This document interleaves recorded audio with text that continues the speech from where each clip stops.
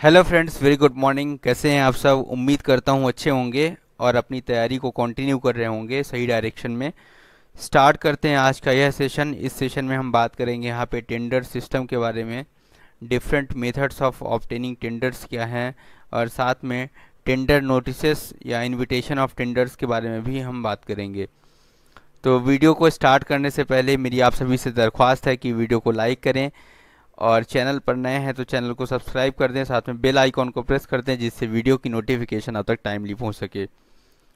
तो जैसा कि आपको पता है टेंडर क्या होता है। Tender is nothing but a sort of bid और ऑफर, जिसे कॉन्ट्रैक्टर के द्वारा दिया जाता है for execution of certain work और supply of the material for specified work.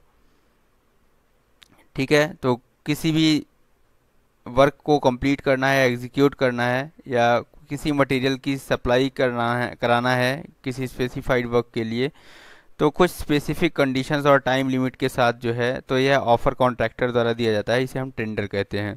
ठीक है, तो इसके ऑब्जेक्टिव्स या बेनिफिट्स क्या हैं? It is the most effective methods for securing competitive rates. ठीक है, इसके अलावा to obtain the best value for money spent. इसके अलावा इक्विटी इन सिलेक्शंस। ठीक है, तो ट्रांसपेरेंसी के साथ जो है यहाँ पे सिलेक्शंस होते हैं। ठीक है, सिमिलरिटी होती है यहाँ पे। ठीक है, समानता दिखाई जाती है, इसलिए जो है tender system is most transparent. इसके अलावा हम बात करें यहाँ पे different methods of obtaining tenders. तो कुछ मेथड्स हैं यहाँ पे टेंडर्स को ऑब्टेन करने की। तो सबसे पहला मेथड है यहाँ पे बाई एडवर्टाइजमेंट्स। ठीक है, तो ओपन टेंडर्स जैसे होते हैं हमारे। ठीक है, तो एडवर्टीजमेंट के थ्रू जो है ऑब्टेन होते हैं। इसके अलावा by direct invitation to a limited number of firms. तो लिमिटेड टेंडर्स या बुलेटिन टेंडर्स के केस में जो है तो हम क्या करते हैं, यहाँ पे कुछ फंड्स को इनवाइट करते हैं।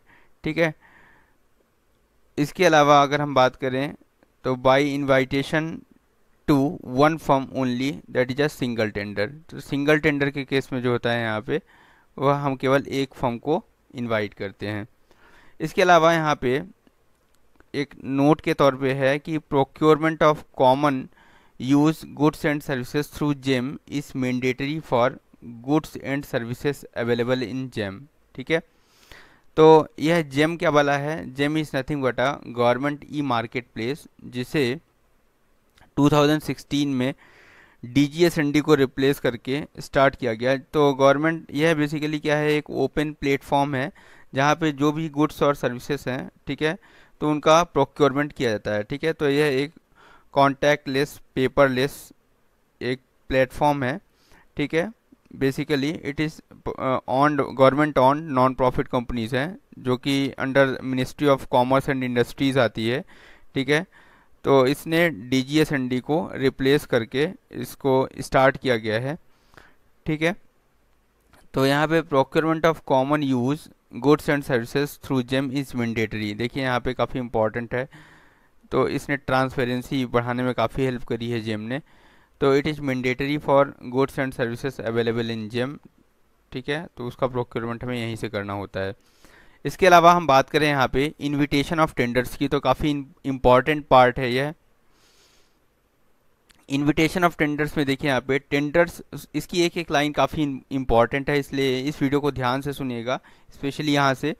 Tenders should be invited sufficiently in advance of the date of expiry of the existing contract so as to leave adequate time for negotiation और रीटेंडरिंग इफ नेसेसरी।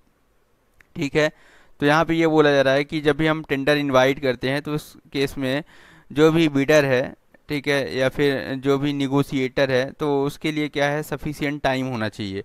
ठीक है, इसके बाद है in all the cases sufficient notice should be given for the submission of tenders. ठीक है, तो इस केस में अगर हम बात करें यहाँ पे तो minimum tender notice period shall be record from the date of the tender is published on e tendering website.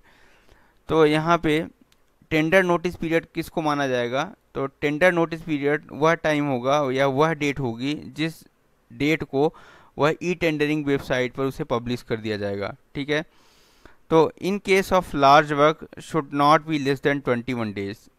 तो यहाँ पे जो नोटिस इनवाइटिंग टेंडर है तो लार्ज वर्क्स के केस में it should not be less than 21 days. ठीक है, ये एग्जाम में पूछा जाता है, कई बार पूछा गया है इस क्वेश्चंस को।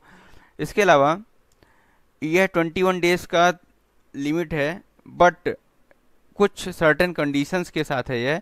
This prescribed tender period may be reduced from 21 days in the exceptional circumstances in consultation with the FA and CAO। ठीक है, तो on the consultation of FA and CO इस 21 डेज को कुछ सर्टेन या एक्सेप्शनल सर्कमस्टेंसेस में इसको reduce किया जा सकता है। ठीक है, जिसकी जानकारी जो है तो टेंडरिंग वेबसाइट द्वारा दे दी जाती है। इसके अलावा अगर हम बात करें यहाँ पे for tenders valued up to including 2 crore. ठीक है, तो यहाँ पे 2 करोड़ रुपीस तक की वैल्यू का टेंडर जो है that is invited through e-tendering, the notice period can be reduced up to 14 days in consultation with associate finance। ठीक है, तो यहाँ पे क्या बोला जा रहा है, for tenders valued up to and including 2 crore. ठीक है, that can be modified from time to time inviting through e-tendering, the tender notice period can be reduced up to 14 days in consultation with associated finance। Okay, and एक और conditions है यहाँ पे for works in remote locations. ठीक है, अगर कोई works ऐसा है जो कि रिमोट लोकेशंस पे एग्जीक्यूट हो रहा है और and have a specialized nature और amount higher than 50 crore, so adequate tender notice period that should not less than 21 days should be given for preparation to the potential bidders. ठीक है, in order to ensure competitive and well informed bidding. ठीक है, तो कोई भी works ऐसा है जो रिमोट लोकेशन पे एग्जीक्यूट हो रहा है और स्पेशलाइज्ड नेचर का है, तो और उसका जो कॉस्ट है वह मोर देन 50 करोड़ रुपीस है। ठीक है, तो इस केस में जो टेंडर नोटिस पीरियड है that should not be less than 21 days. ठीक है, इसके अलावा अगर हम बात करें यहाँ पे तो मिनिमम टेंडर नोटिस पीरियड से मतलब क्या है यहाँ पे, the minimum tender notice period shall be record from the date the tender is published on e-tendering website. इसको मैंने आपको पहले ही बता दिया है। इसके अलावा एक और इम्पॉर्टेंट पॉइंट है, the tender validity period shall be kept 3 times the tender notice period. ठीक है, तो ये भी काफ़ी इम्पॉर्टेंट है जब भी टेंडर इशू करते हैं। ठीक है, या बिडिंग के लिए जो है, तो इस बात को ध्यान रखना होता है यहाँ पे कि जो टेंडर वैलिडिटी पीरियड है that shall be kept 3 times the tender notice period.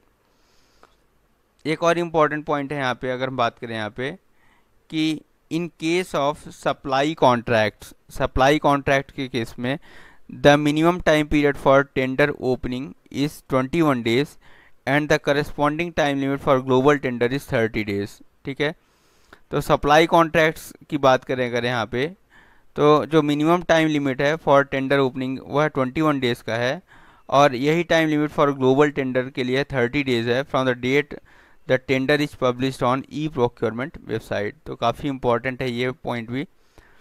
तो इस तरह से हमने इस वीडियो में नोटिस इनवाइटिंग टेंडर के बारे में या इनविटेशन ऑफ टेंडर्स के बारे में देखा, और साथ में different methods of obtaining tenders के बारे में देखा, और इसके अलावा टेंडर सिस्टम की डेफिनीशंस और उसके ऑब्जेक्टिव्स पर डिस्कशन किया।